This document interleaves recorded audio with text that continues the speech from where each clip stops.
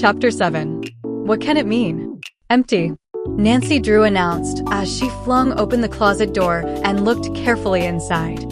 There's no one here now, at least. Floretta, who had been clinging to her sister, relaxed her hold, but continued to gaze uneasily about the bedroom as though expecting to find the thief in plain sight. I'm afraid it's a case for the police, Nancy said thoughtfully. Oh, we don't want to call them, Rosemary protested quickly. They will only laugh.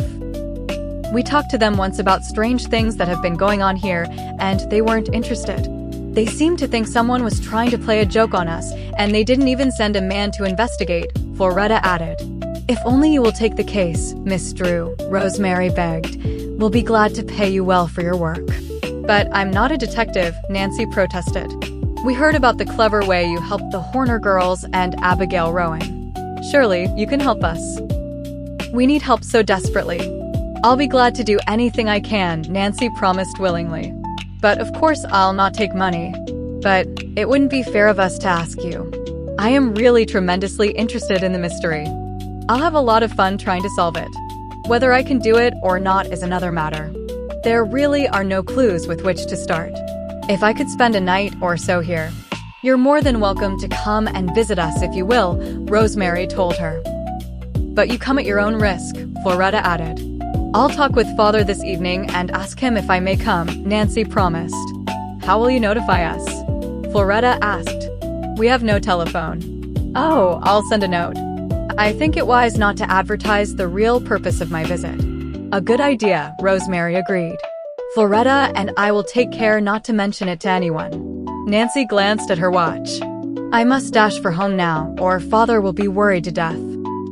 Hastily saying goodbye, she left the house and sprang into her roadster. In a few minutes, she had reached the main road and was driving swiftly toward River Heights. I've certainly struck a real mystery, she mused thoughtfully as she drove along the smooth road.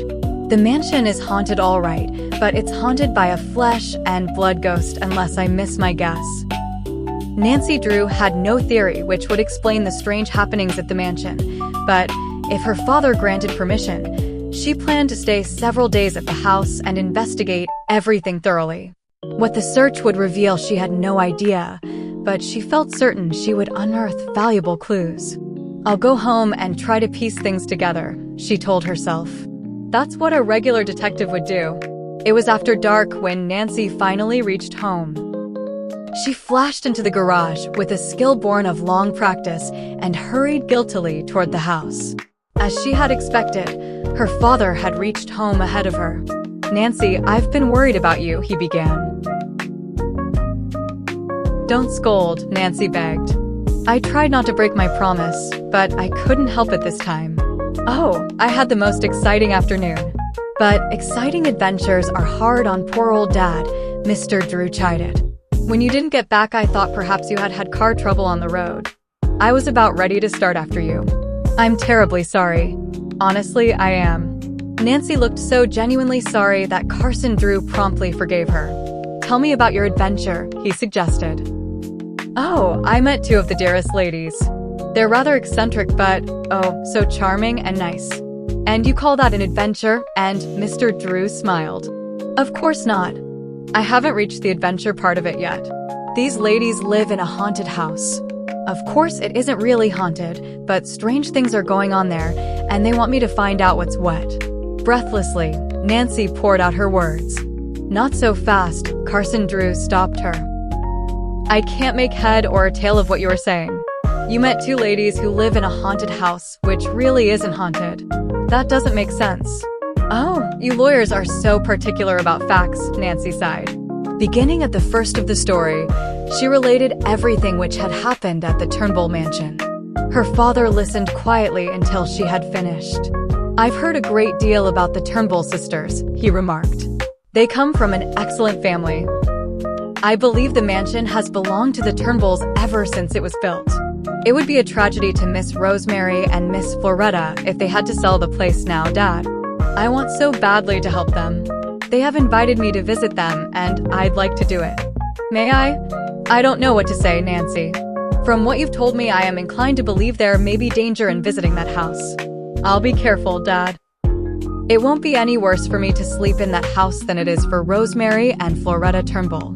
But you're my daughter. If you had been assigned to the case, you wouldn't hesitate to stay there at night, would you?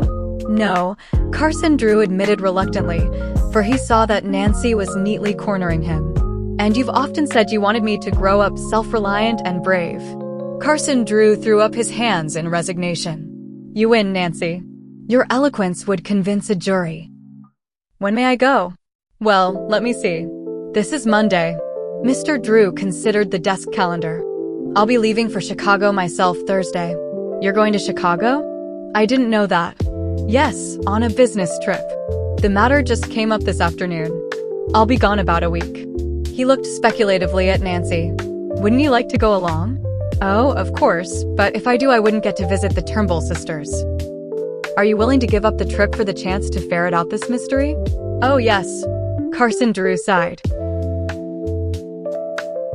I guess you're a born detective, Nancy.